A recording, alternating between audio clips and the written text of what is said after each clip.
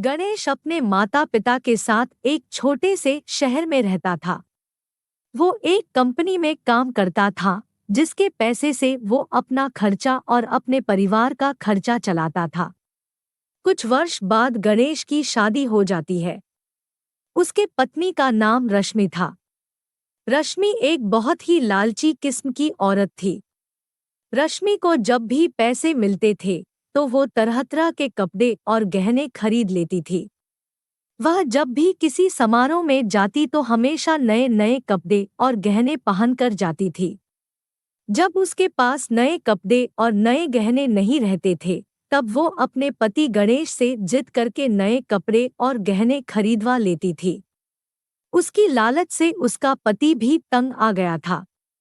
गणेश रश्मि को हमेशा समझाया करता था कि हमारी कमाई उतनी नहीं है कि मैं तुमको हर समारोह में जाने के लिए अलग अलग तरह के कपड़े और गहने खरीद कर लाया करूं। मगर रश्मि उनकी बातों को मानने के लिए तैयार ही नहीं होती थी।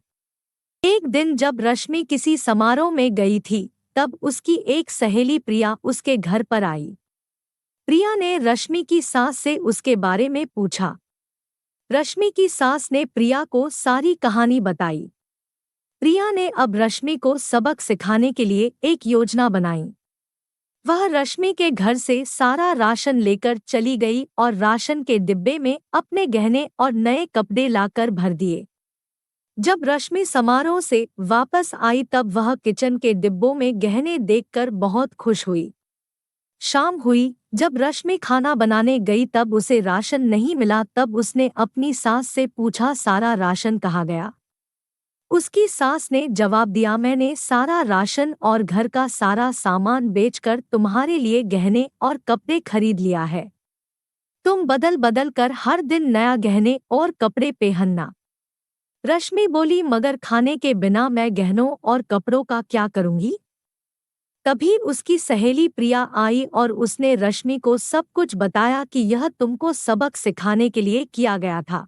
अब रश्मि को समझ में आ गया कि जीवन जीने के लिए सबसे ज्यादा जरूरी भोजन होता है, ना कि बदल बदल के गहने और कपड़े पहनना।